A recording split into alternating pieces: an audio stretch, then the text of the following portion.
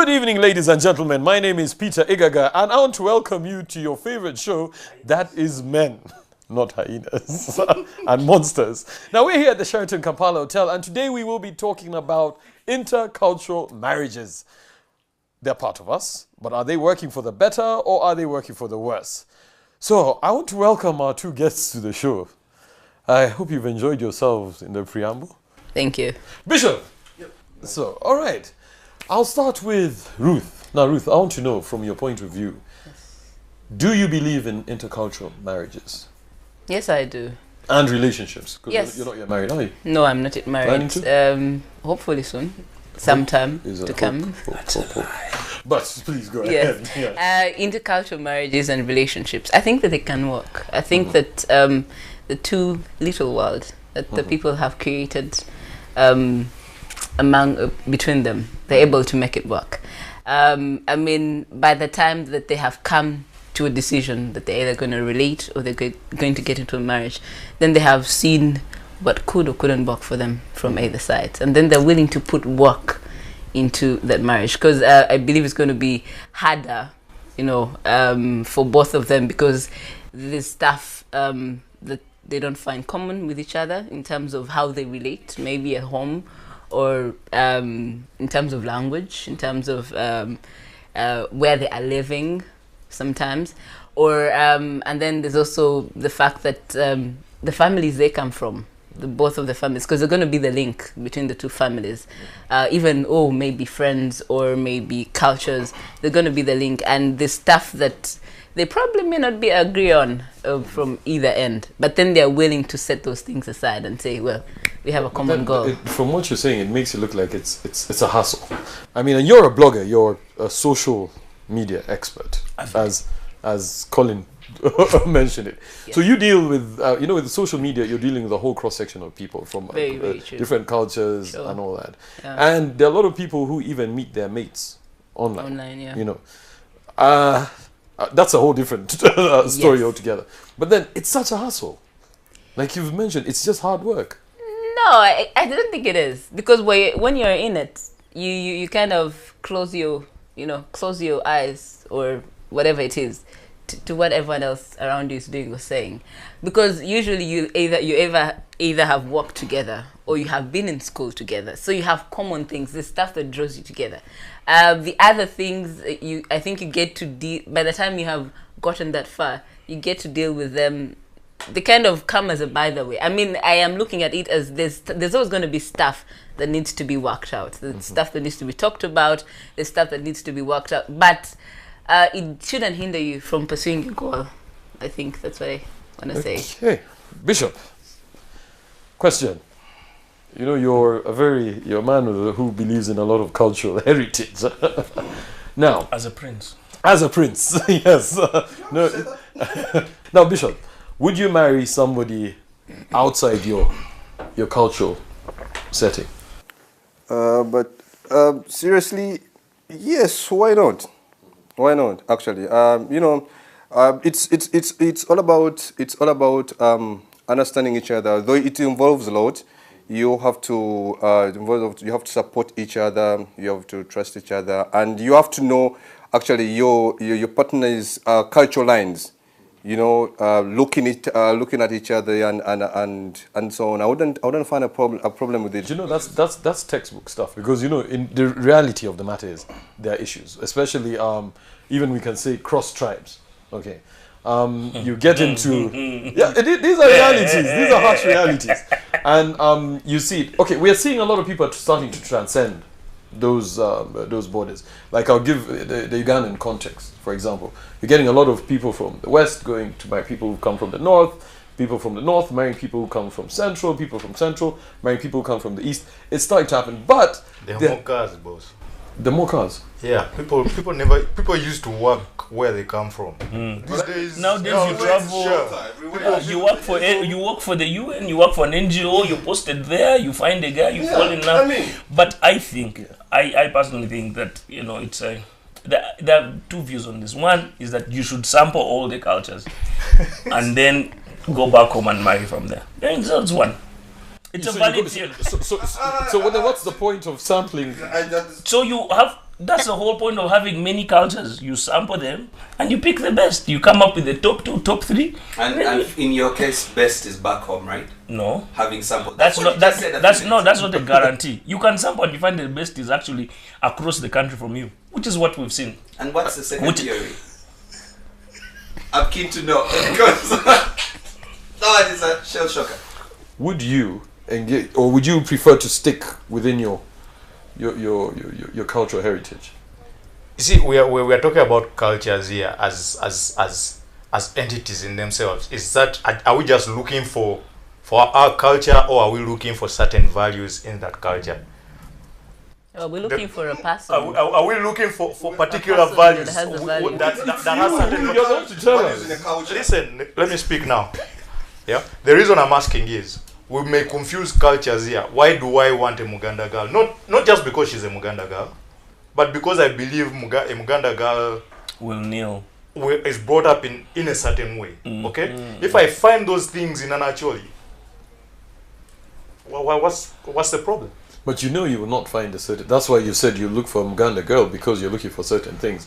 You'll not find them. So are you willing to sacrifice? See, I'm not looking for someone who kneels. I'm looking for someone who is humble enough, who has good judgment to know. Now I'm talking to my husband's parents, I should be humble. Not necessarily someone who kneels even when they don't mean it. So I'm looking for someone with particular values. Okay? Wherever that person is coming from, I would marry them. And do you see it as a hustle, rather than just take the easy route? Go marry somebody. There are so many relationships from the same culture that are breaking up. So this is no guarantee. I just want to explain from where Joseph has stopped. I think that the reason why we're seeing this is because what you were saying, when people worked where they were from, you grew up in your culture, you knew your people, and you married there because it was easier. But with the moving to urban centers and the way life has become now, there has had to be forged a new common identity. So it's not so much I know Peter because I know Peter. It then becomes value-based. I know Peter because Peter is reliable. I know Peter because Peter is dependable. I know Peter because he's a thug or he's honest. The things that we know about people. So it's no longer about so-and-so's family or so-and-so's tribe. You know, that tribe is like this. And because it's value-based, you could be from anywhere on the planet. And if you feed those values, then you can be my companion for life. I think that that's what's actually happened. The melting of those cultural borders has then now created this sense of, I think that it creates unnecessary pressure. Because you've heard of girls go to, China, Russia, Ukraine, Canada, US, South Africa, and they don't come back. The next time they come back, it's like a 0.5 kid. And you're like, what? Like, yeah, I found the love of my life when I was climbing the mountain. It's stuff like that. I think that that's where the problem has come from. Because... Is it a problem? I was about to say something. I kind of agree with him. It can be. Keyword is it can be a problem. And I want to hear from you, Charles. Because, sorry, Chris. I don't know why I'm calling you Charles. It's the haircut. Marrying outside your cultural setting, by dictionary definition, is exogamy. It's basically your yes. Sorry, what did you say? It's showing off. That's what I'm explaining. Yeah.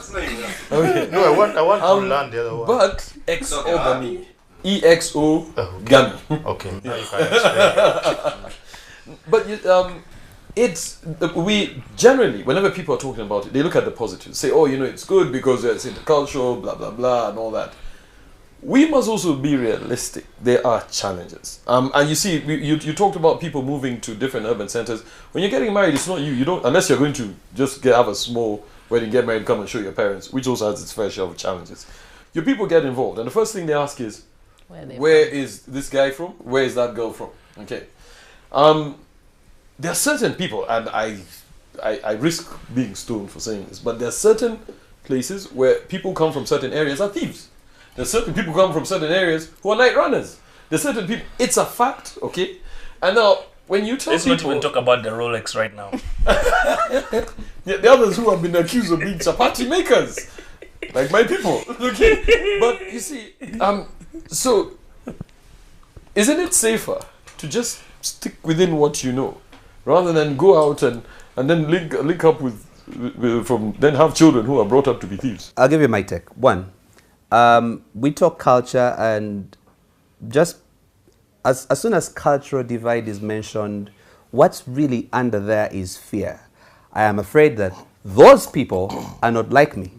They do things we don't do. They behave ways we don't behave, etc. So first of all, let's understand that cultural divides are enhanced because of fear. Number one.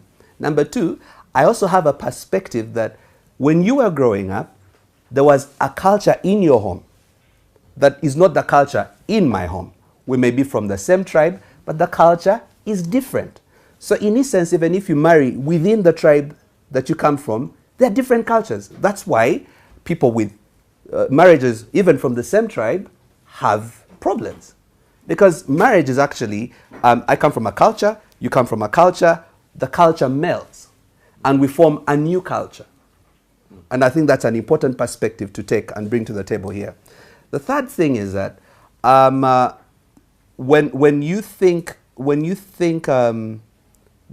about it, first of all, special announcement, I married across my culture. I'm a Muganda, my wife is from Ankole, and I'm glad. Yeah, brilliant. Look, so about the difficulties,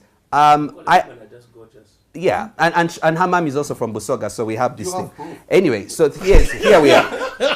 No. Samples a lot. My time, my space. Let me just say this. There is, I have not found fundamental problems that are based on the culture. All right, and it might be because we both have done an immersion into the other's culture to understand why do people from Ankole behave the way they do, or the ones from Busoga behave the way they do, because also her family was a cross-cultural marriage. Why do the people from Buganda behave the way we do? And by the way, also my great-grandparents, both maternal and paternal, intermarried. But it's understanding what's your culture about, appreciating it, and not letting culture rule the marriage, but actually letting the relationship, blossom. Sometimes, Peter. Anyway, we have to go into a break. Now, we're here at the Sheraton Kampala Hotel talking about intercultural marriages. Colin is in one, so when we get back, he's going to tell us about his experience. We'll be right back after the break. No!